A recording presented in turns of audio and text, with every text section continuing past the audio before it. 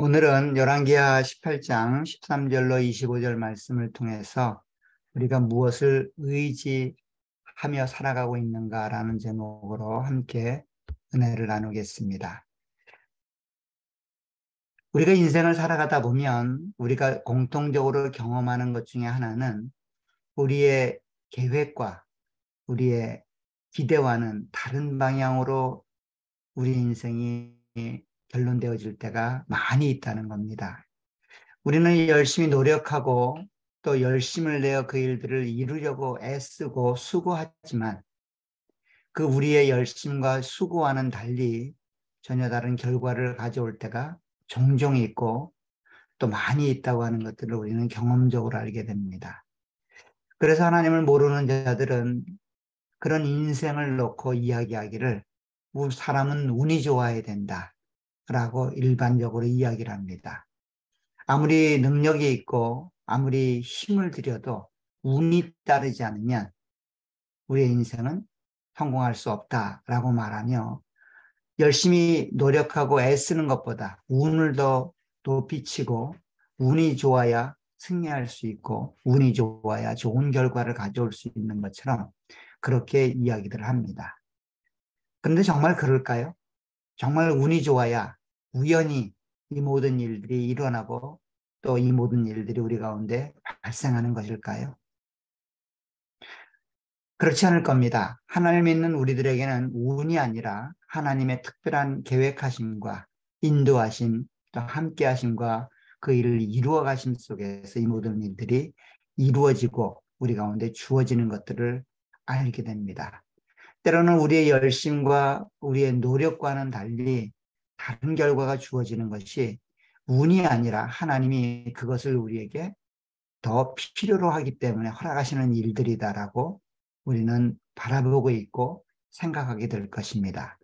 오늘 본문에도 이처럼 하나님과 세상 가운데 일어나는 일들을 우리가 어떻게 바라봐야 되며 어떻게 그 일을 깊이 마음속에 새겨야 되는지 한 국가의 직면한 전쟁의 위협 속에서 그 일들을 감당해 나가는 왕과 백성들 또 그 일을 실제적으로 사용하고 있는 그 적국에 관한 모습을 통해서 함께 나누고자 합니다.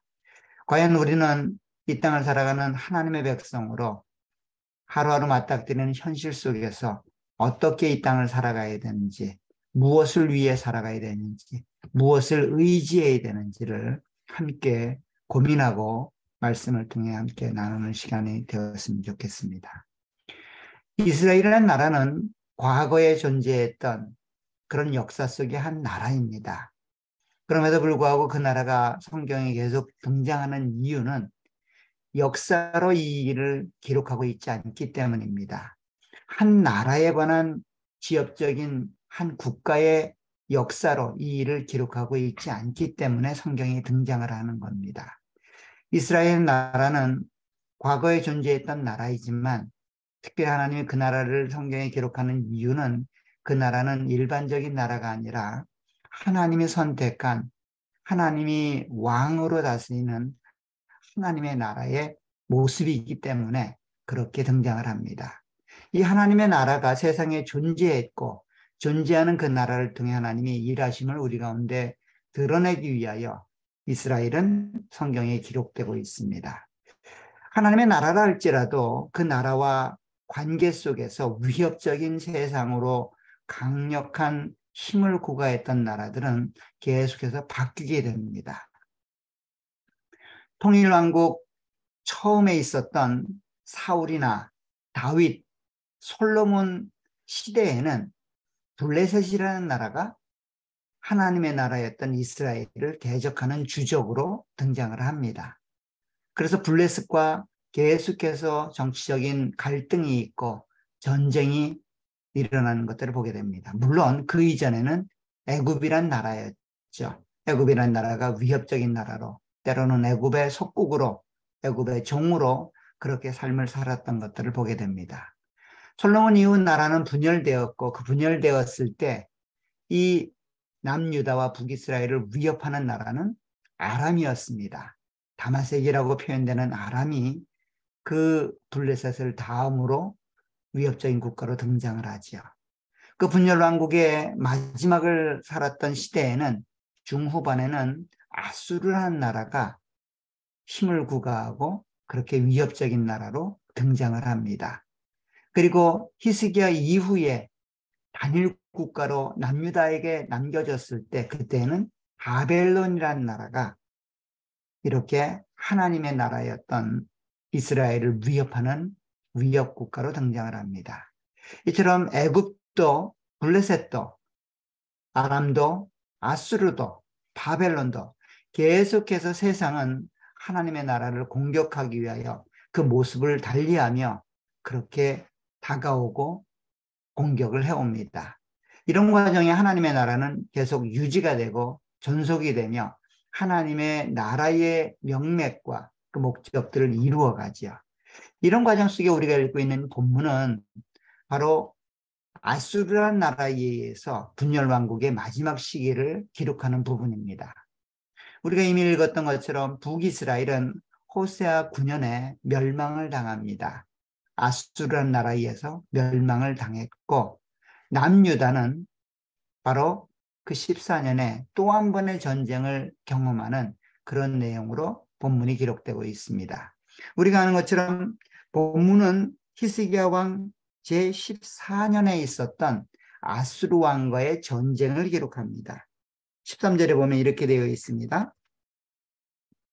히스기야 왕 제14년에 아수르의 왕 사네립이 올라와서 유다의 모든 견고한 성읍들을 쳐서 점령하였다라고 말합니다. 이 전쟁과 실제로 아수르가 북이스라엘을 점령하여 멸망시키는 그 전쟁과는 다른 전쟁입니다. 이 아수르가 지금 남유다를 쳐들어왔던 이 전쟁은 히스기야 왕 14년에 있었던 전쟁입니다. 그런데 북이스라엘이 멸망당한 전쟁은 히스기야 왕 4년에 있었던 전쟁입니다. 오늘 9절을 한번 보세요. 9절 상반절에 보면 히스기야 왕 제4년 곧 이스라엘 왕 엘라의 아들 호세아 제7년에 아수르의 왕 살마네살이 사마리아에 올라와서 에워쌌더라.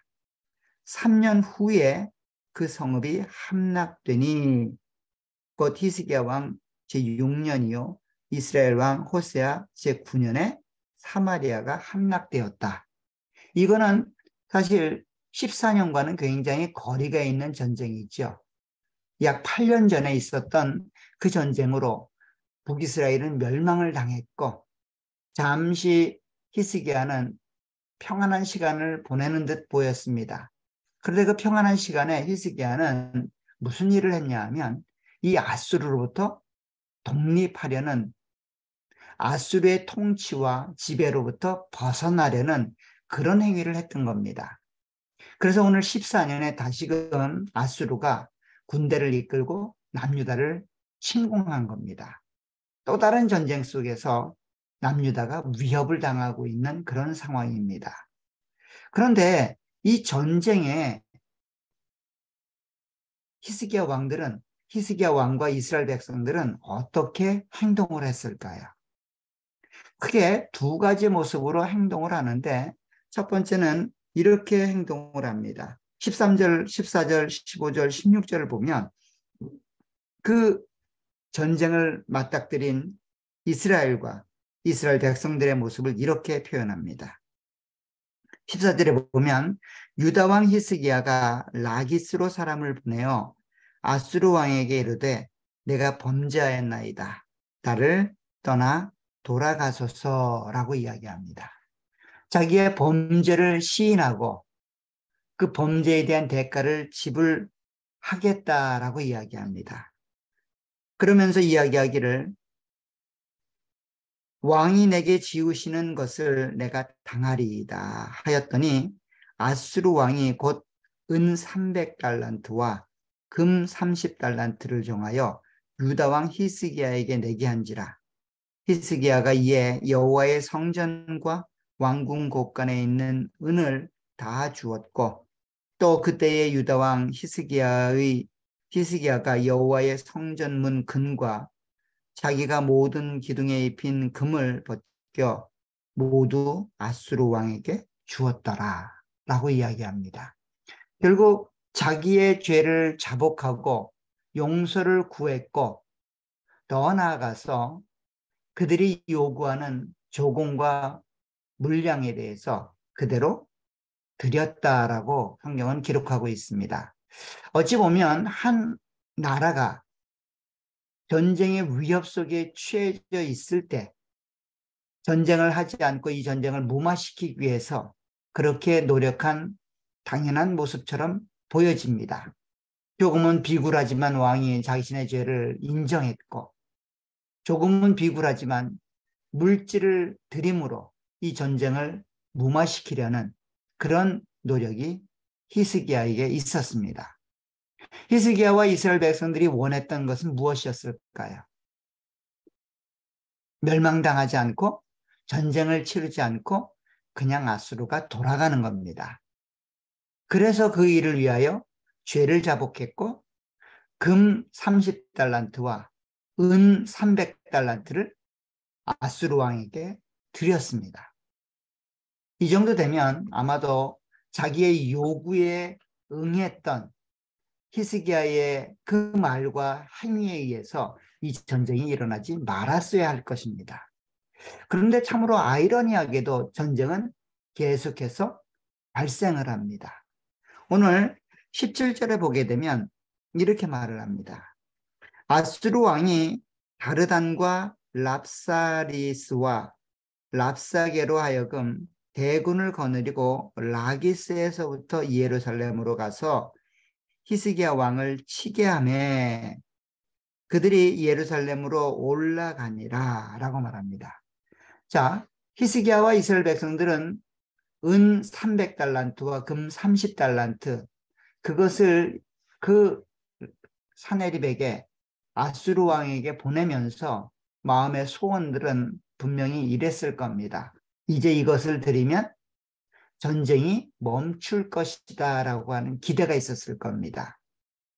아수르 왕들이 아수르 군대를 이끌고 돌아갈 것이다 라고 하는 목적이 있었을 겁니다. 그런데 그 목적은 이루어지지 않았습니다. 그 기대는 이루어지지 않았습니다. 어떻게 일어났습니까? 자기의 기대와는 달리 전쟁은 계속되고 일어나고 있고, 이 아수르의 공격은 너무도 힘들어요. 너무도 치열하게 공격이 이루어져서 예루살렘만 남기고 모든 나라가 점령당하는 그런 절체절명의 상황 속에 맞닥뜨리게 된 겁니다. 사실 이런 내용들을 보게 되면 참 아이러니하죠. 인간의 노력으로 열심을 내어 문제를 해결해 보려고 애썼지만 문제가 전혀 해결되지 않고 여전히 존재한다고 하는 것들을 보게 됩니다. 누구의 잘못일까요? 히스기야의 잘못일까요? 아니면 자기의 요구대로 드렸던, 모든 요구를 드렸던 그 상황 속에서도 전쟁을 계속하고 있는 사네립의 잘못일까요? 학자들은 이야기합니다. 아마도 히스기야가 사네립이 요구했던 양만큼 금과 은을 다 주지 않았다. 그래서 이 전쟁이 지속되고 있다라고 이야기하는 사람들도 있습니다. 또 어떤 사람은 이야기합니다. 원래 사네립은 그런 사람이다. 아수르를 그렇게 크게 부흥시켰던 모습은 그가 인정과 약속을 패했기 때문에 일어난 일들이다. 둘 다가 어쨌든 하나님께서는 이 일을 사네립에게 허락하고 있습니다. 이 일을 통해 하나님은 이스라엘 백성들에게 무엇인가를 가르치길 원했고 이스라엘 백성들이 무엇인가를 깨닫기를 원했습니다. 그래서 전쟁이 계속되고 있는 겁니다. 더 나아가서 오늘 전쟁의 모습을 감당하는 모습을 보면 하나님께서 이 전쟁을 통해 이스라엘 백성들에게, 그리고 이 글을 읽고 있는 우리들에게 무엇인가를 말씀하고 있다라고 하는 것들을 보게 됩니다. 그것은 이 전쟁의 서두에 랍사게라고 하는 그 아수르의 장군과 이스라엘의 대표적인 그 히스기야의 종들의 대화 속에 이 모습들이 등장을 합니다. 사실 이것은 랍사게와 히스기야의 종들의 싸움이라기보다는 히스기야와 사내립의 싸움이고, 더 나아가서는 이스라엘과 아수르의 싸움이죠. 더 분명하게 말하면 이스라엘이 섬겼던 하나님과 아수르의 신과의 싸움이다라고 볼 수 있습니다. 이 싸움을 대신하는 사람이 히스기야고 사네립이며, 히스기야의 종들인 이스라엘 백성들이고 사네립의 종들인 사네립의 군대였다는 거죠. 결국 이 싸움을 통해서 하나님이 무엇인가를 말하려고 하는지를 우리는 이 싸움의 말들을 통해, 내용들을 통해 알아가게 될 겁니다. 특별히 랍사게라고 하는 아수르의 3명의 신하들 중에 최고격인 랍사게가 말들을 통해서 우리는 이 싸움의 내용들이 무엇인지를 우리 가운데 알게 됩니다. 먼저 19절을 보시기 바랍니다. 19절에 보면 랍사게가 그들에게 이르되 너희는 히스기야에게 말하라. 대왕 아수르 왕의 말씀이 내가 의뢰하는 의뢰가 무엇이냐라고 묻습니다. 도대체 아수르를 대적했던 히스기야와 이스라엘 백성들의 의뢰가 무엇이기에 나에게 이렇게 대적하느냐라는 질문입니다. 도대체 네가 의지하는 게 뭐냐? 의뢰하는 게 뭐냐라고 묻고 있습니다. 그러면서 이렇게 얘기합니다. 계교와 용력이냐? 그러나 그것은 그냥 말뿐이다라고 이야기합니다. 20절에 보면 내가 싸울 만한 계교와 용력이 있다고 한다마는 이는 입에 붙은 말뿐이다라고 이야기합니다. 그 말에 힘이나 능력은 존재하지 않는다라고 이야기합니다. 말뿐이라는 거죠. 그것으로 이 싸움을 이길 수 없다는 이야기입니다. 계속해서 또 이야기합니다. 이제 내가 누구를 의지하고 의뢰하고 있느냐라고 이야기합니다. 오늘 19절 하반절에 보면 내가 이제 누구를 의뢰하고 나를 반역하였느냐라고 계속 묻습니다. 애굽을 의뢰하고 있느냐? 그 애굽은 오히려 의뢰하는 자들에게 화만 당하게 할 뿐이다 라고 이야기합니다. 더 나아가서는 내가 의뢰하는 것이 하나님이냐라고 이야기합니다. 22절에 보면 너희가 내게 이르기를 우리는 우리 하나님 여호와를 의뢰하노라 라고 이야기합니다. 그러나 그 하나님이 돕지 않을 거라고 이야기합니다. 왜 그럴까요? 그 하나님을 대적해서 하나님을 섬기는 산당을 제거했고 하나님의 은혜의 상징인 그 노뱀을 제거한 일 너희가 알고 있지 않느냐라고 이야기하며 하나님을 대적하여 더 이상 하나님이 돕지 않는다라고 이야기를 합니다. 사실 우리는 히스기야가 감당했던 종교개혁이 이 모든 일들을 일어나게 했던 원인이었다라고 랍사게는 이야기를 합니다. 그렇게 이야기할 수 있죠. 잘 믿는 하나님, 그 산당을 제거했고 그 하나님의 역사를 기념하기 위해서 노뱀을 들어 세웠는데 그것을 파괴하고 그 산당을 무너뜨리게 하고 이것은 기념할 내용이 아니다라고 얘기하며 그렇게 무시했던 히스기야의 말에 따라 이 모든 일들이 이루어졌다라고 그렇게 랍사게는 공격하고 있습니다. 더 나아가서는 어떻게 말합니까? 네가 말을 탈 수 있는 사람을 낼 수 있다면 내가 말 2,000피를 주겠다라고 이야기합니다. 23절에 이렇게 말합니다. 청하건대 이제 너는 내 주 아수르 왕과 내기하라. 내가 만일 말을 탈 사람을 낼 수 있다면 나는 내게 말 2,000마리를 주리라. 지금 랍사게는 계속해서 공격합니다. 내가 그렇게 말 탈 사람을 낼 수 있다면 내가 말까지 주겠다. 그렇지만 이 전쟁은 승리하기 어렵다라고 이야기합니다. 떠나가서 애굽의 병거와 기병이 없을 것이다라고 이야기합니다. 24절에 보면 내가 어찌 내 주의 신하 중 지극히 작은 지휘관 한 사람인들 물리치며 애굽을 의뢰하고 그 병거와 기병을 얻을 듯 하느냐라고 이야기합니다. 더 나아가서 마지막으로는 이것이 하나님의 뜻이다라고 이야기를 합니다.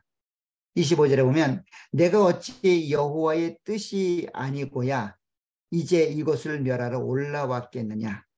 여호와께서 전에 내게 이르시기를 이 땅을 올라와서 쳐서 멸하라 하셨느니라 하는지라. 사실 히스기야가 이야기할 만한 모든 조건과 내용들을 다 망라하여 열거하는 듯이 보입니다. 랍사게는 히스기야 자신의 용력이나 지략이나 용기에 대해서도 이야기를 했고, 그들이 의지하려고 애썼던 세상적인 힘인 애굽을 이야기하기도 했었고, 더 나아가서는 그들이 믿고 따르는 하나님을 이야기하며 하나님도 이 전쟁을 허락했고 이 전쟁에서 너희를 돕지 않는다라고까지 이야기하며, 더 나아가서는 내가 이 랍사게가 사네립의 왕 그를 모시고 이 나라를 침공한 것은 하나님의 뜻이다라고까지 이야기하고 있다는 겁니다. 이런 이야기를 접할 때 히스기야와 이스라엘 백성들은 어떤 마음이 들까요? 사실 우리가 어려운 일을 당하고 고난 가운데 있으면 이런 생각들을 다 하게 됩니다. 누가 말하지 않아도 고난 가운데 있는 사람들은 이것이 하나님의 나를 치시는 모습인가? 하나님이 나에게 이것을 원치 않아서 생긴 일들인가? 내가 열심을 내지 않아서 그런가? 내가 노력하지 않아서 그런가? 모든 생각들을 다 갖게 될 겁니다. 어쩌면 하나님께서는 이 전쟁의 위협 속에서 이스라엘 백성들에게 이 모든 일들이 어떤 형태로 일어나는지를 깨닫게 하기 위하여 이 일들을 감당하고 있다는 겁니다. 실제로 히스기야와 이스라엘 백성들은 자신이 할 수 있는 노력들을 다 했습니다. 비굴하다시피 하여 자신이 죄를 저질렀다고 이야기하며 굴복했고, 비굴하다시피 자신에게 있는 모든 금은을 모아서 사내립에게 드렸습니다. 그럼에도 불구하고 이 위협과 전쟁은 지속되고 있고 더 힘든 상황을 맞닥뜨리고 있는 모습을 보게 됩니다. 이럴 때 우리는 어떻게 해야 될까요? 그냥 운을 기다리며 우리가 할 수 있는 세상적인 방법, 인간적인 방법을 다 동원하고 열심히 노력하고 운을 기다려야 될까요? 그렇지 않습니다. 그렇게 해본들 우리의 목적과 우리의 계획대로 일이 이루어지지 않는 것들을 우리는 수없이 경험합니다. 그래서 세상 사람들은 운이라고 이야기하지만 우리는 하나님을 기억해야 된다라고 이야기를 합니다. 하나님이 이 모든 일들을 잡고 계시고 하나님이 이 모든 일들을 이루고 계시다면 우리의 의지의 대상은 하나님이 되셔야 될 겁니다.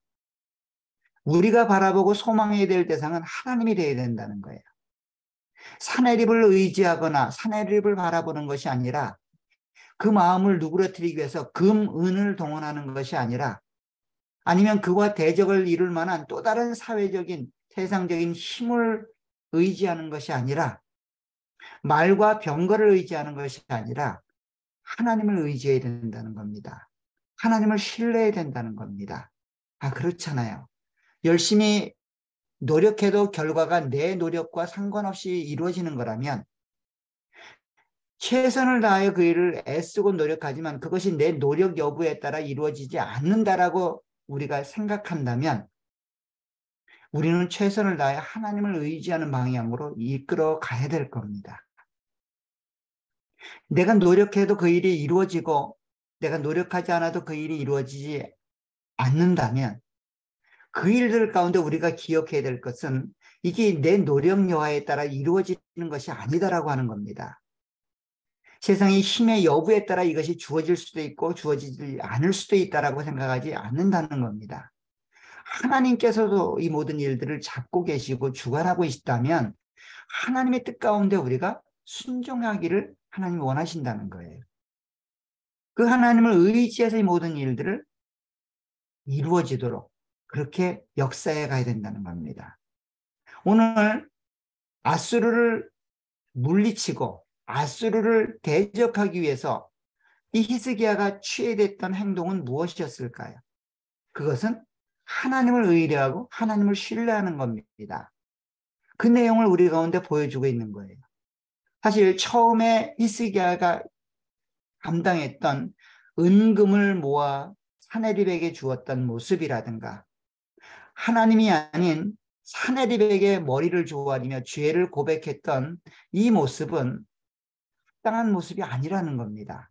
이 내용은 그가 전쟁을 멈추고 돌아가지 않고 계속해서 이스라엘을 공격하여 예루살렘만 남기고 그렇게 모든 전역을 점령했던 모습 가운데 드러나게 됩니다. 우리 가운데 일어나는 인생은 그렇게 계속해서 끌려갈 겁니다. 하나님의 목적은 하나입니다.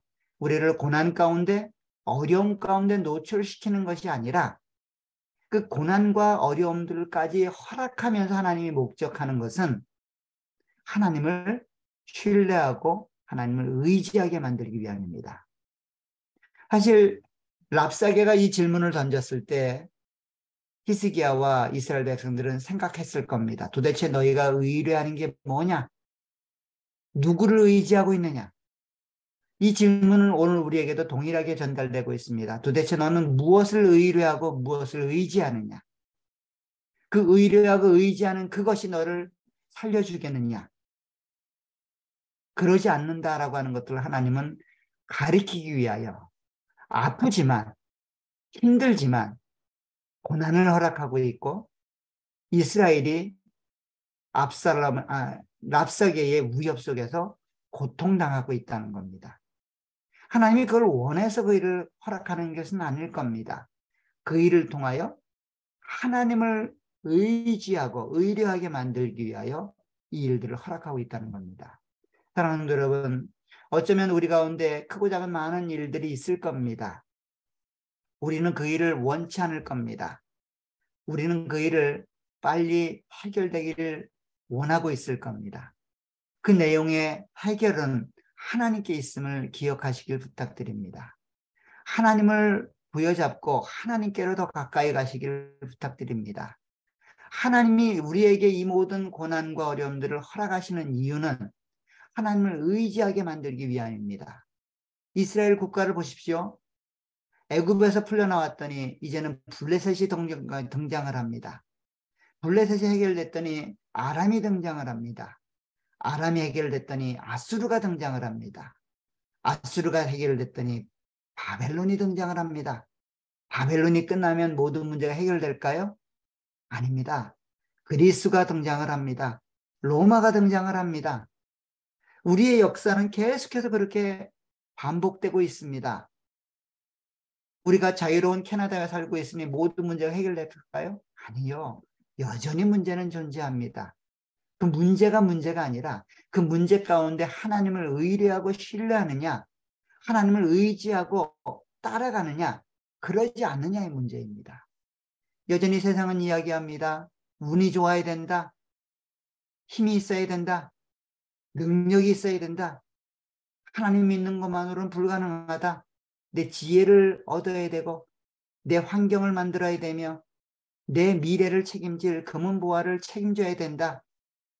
그러나 그것들이 우리의 미래를 담보해 주지 않습니다. 내일 무슨 일을 만날지 우리는 알 수 없습니다. 그러나 한 가지 분명한 일은 이 모든 일들 가운데 하나님이 우리에게 일하고 계시다는 사실입니다.